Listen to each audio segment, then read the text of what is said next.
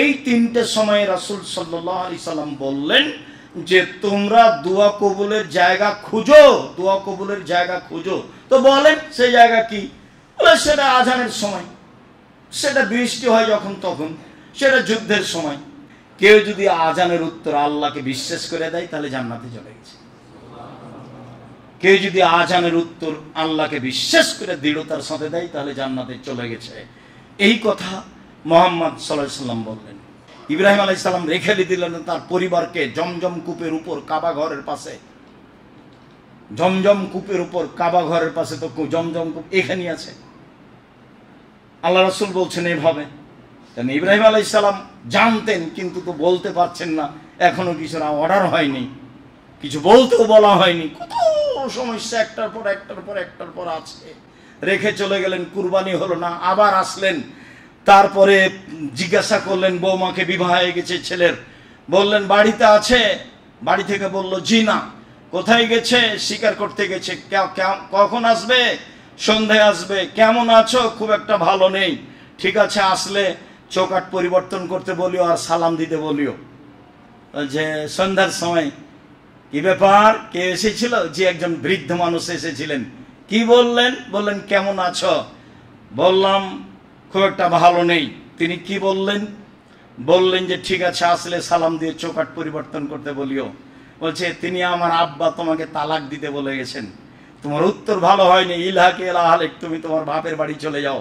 কত বড় সুন্দরী দেখারও সুযোগ নেই, কত বড় চাকরি করো সেটাও দেখার সুযোগ নেই, কোনো সুযোগ নাই। যাহাই বলিয়েছেন তাহাই হইবে। অনেকদিন পরে আবার বিবাহ দিয়েছে মায়ের, ছেলের বিবাহ হয়েছে। আবার আসলেন, দরজায় আওয়াজ করলেন, কে? বাড়িতে আছে? জি না। কোথায় গেছে? শিকার করতে গেছে। কখন আসবে? সন্ধ্যায় আসবে। কেমন আছো? আলহামদুলিল্লাহ ভালো আছি। এখন কথা বাড়ছে, কি খাও? গোশত আর পানি। এটা উত্তর। তখন এটা জিজ্ঞাসা করেননি, মানে ওই পর্যন্ত জাননি তিনি। যখনই বলেছে ভালো নেই তখন আর বাকি নেই কথা। কেমন আছো? খুব ভালো আছি। তখন বলেছেন কি খাও? বলে গোশত আর পানি। ঠিক আছে, আল্লাহ তোমাদের গোশত এবং পানিতে বরকত দেয়, আল্লাহ যেন বরকত দেয়। আসলে আমার সালাম দিও, চৌকাঠটা বহাল রাখতে বলিও। তো এই কথা বলে চলে গেলেন। যাওয়ার তাই হলো। বহুদিন পরে আবার এসে বলছে যে আব্বু কাবা ঘর তৈরি করতে হবে, আল্লাহ বলেছেন। একটার পর একটা আসছেন সিরিয়া থেকে বা ইরাক থেকে বা কোথা থেকে, ফিলিস্তিন থেকে। সম্মানিত দিনী ভাই বোন, বলছিলাম রাসূল সাল্লাল্লাহু আলাইহি সাল্লাম যা বললেন আজানের উত্তরের ব্যাপারে এবং আজানের ব্যাপারে, আবু হুরায়রা রাদিয়াল্লাহু তাআলা আনহু বলেন রাসূল সাল্লাল্লাহু আলাইহি সাল্লামের সাথে আমরা একদা ছিলাম। তো বেলাল দাঁড়ালো, আজান দিল। আজান শেষে আল্লাহ রাসূল বললেন, শোনো, মান কানা হাদা ইয়াকিনান দাখালাল জান্নাহ। কেউ যদি আজানের উত্তর আল্লাহকে বিশ্বাস করে দেয় তাহলে জান্নাতে চলে গেছে। কেউ যদি আজানের উত্তর আল্লাহকে বিশ্বাস করে দৃঢ়তার সাথে দেয় তাহলে জান্নাতে চলে গেছে। এই কথা মুহাম্মদ সাল্লাল্লাহু আলাইহি সাল্লাম বললেন। আবু হুরায়রা রাদিয়াল্লাহু তাআলা আনহু বলেন রাসূল সাল্লাল্লাহু আলাইহি সাল্লাম বলেছেন, মান আযানা ইসনাতাইনে আশারা। কেউ যদি 12 বছর আজান দেয় তাহলে ওয়াজাবাত লাহুল জান্নাহ, সে জান্নাতে যাবেই। একজন সাহাবী বলছেন, আল্লাহ নবী আমাকে এলাকার মুয়াজ্জিন করে দেন, আমাকে এলাকার ইমাম করে দেন। তখন আল্লাহ রাসূল বলছেন, ঠিক আছে তোমাকে ইমাম করে দিলাম, তবে তুমি একটা মুয়াজ্জিন ঠিক করিও যে বেতন নেবে না। আজান বেতন ছাড়া দেওয়াই উত্তম। তবে আজান দিলে জীবিকা নির্বাহের অন্য পথ বন্ধ থাকে, তখন টাকা নিতে পারে, একটা বেতন নিতে পারে। তার প্রমাণে আবু বকর সিদ্দিক রাদিয়াল্লাহু তাআলা আনহু খলিফা নির্বাচনের পরে কাপড়ের বোঝা নিয়ে চলে যাচ্ছেন বাজারে। তোমার বলছেন কি ব্যাপার, আপনি বাজারে গেলে কাজ হবে কি দিয়ে? বলে আমি যদি বাজারে না যাই সংসার চলবে কিভাবে? বলে ঠিক আছে, আপনার ভাতা নির্ধারণ করা হবে, আপনি বাজারে গেলে হবে, কাজ তো করতে হবে। মানে ভাতা নির্ধারণ করা হলো।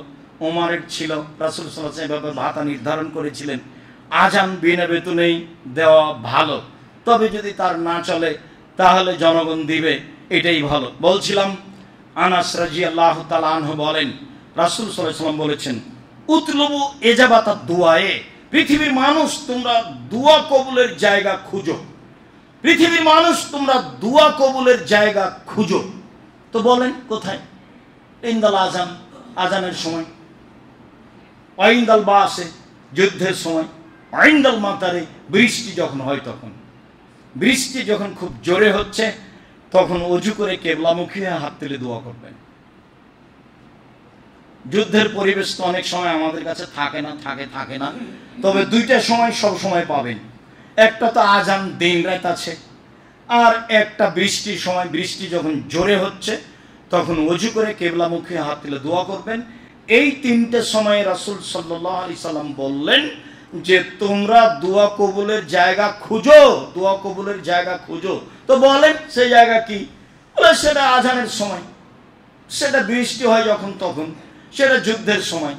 মাখুর রাদিয়াল্লাহু তাআলা আনহু বলেন রাসূল সাল্লাল্লাহু আলাইহি সাল্লাম বলেছেন এই যে নুদিয়া লিস-সালাহ ফাতাতাবুল সামায়ে, যখন আজান দেওয়া হয় তখন আকাশের দরজা খুলে দেওয়া হয়। উস্তুজিবাদ দুআ, যে দোয়া করা হয় সেটা কবুল করা হয়, যে দোয়া করা হয় সেটা কবুল করা হয়। এমনিতেই একাধিক দিন আমরা বলেছি, অবগত আছি যে রাত 12টার পরে আকাশের দরজা খোলা হয়, দিন 12টার পরে আকাশের দরজা খোলা হয়, আজানের সময় আকাশের দরজা খোলা হয়, পুরো রমজান মাসে আকাশের দরজা খোলা থাকে। যখন আকাশের দরজা খোলা থাকে তখন দোয়া বেশি কবুল হয়। মর্মে রাসূল সাল্লাল্লাহু আলাইহি সাল্লাম এই সময়গুলিকে মূল্যায়ন করেছেন। বিশেষভাবে আজানের সময় তিনি এই সময়টাকে মূল্যায়ন করতেন। মর্মে সম্মানিত দিনী ভাই বোন, আপনারা যারা ডান দিকে দাঁড়িয়ে আছেন পিছনে গিয়ে দাঁড়াতে হবে। এইখানে দাঁড়ালে তো যারা টয়লেটে গেছে তারাও বের হতে পারে না, আর যারা আসবে ওযু করার জন্য তারাও আসতে পারে না। তাহলে আপনাদের ক্ষেত্রে একটু খেয়াল করতে হবে ভাইজান, আপনারা ওই পিছনে গিয়ে দাঁড়াবেন যদি জায়গা না থাকে, যাতে করে আর একজন আসতে পারে আর যাতে করে আর একজন যেতে পারে, পথ বন্ধ হয়ে যায়। আমি আপনাদের আন্তরিকভাবে শুকরিয়া আদায় করি। আজকের জন্য জরুরি কথা যে আজান হওয়ার সাথে সাথে প্রস্তুতি নিব, আজানের উত্তর দিব ইনশাআল্লাহ, যে কোনো ইনশাআল্লাহ। ফলাফল অনেক। 2, আজান শেষ হলে আগে দুরুদে ইব্রাহিম পড়ব, তারপরে দোয়া পড়ব, আল্লাহুম্মা রাব্বা হাযিহি দাওয়াতি তাম্মা, মুখস্থ না থাকলে করে নিব। তারপরে আমভাবে দোয়া, হাত তুলে করেন। পৃথিবীর অন্যান্য দেশে এই সময় হাত তুলে দোয়া করা হয়। এর অর্থ এই নয় যে দলবদ্ধ, আপনি আপনার মতো আমি আমার মতো। অনেক দোয়া এই সময় কবুল হয়, তার প্রমাণে একাধিক সহিহ হাদিস।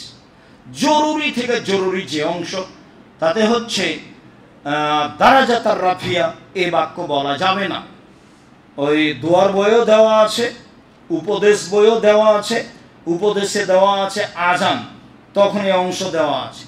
সলাতের বইও দেওয়া আছে এই অংশ, সলাতের বইয়ে দেখেন, উপদেশ বইয়ে দেখেন। তারপরে ইন্নাকা লা তুখলিফুল মিয়াদ, এই শব্দ বলা যাবে না।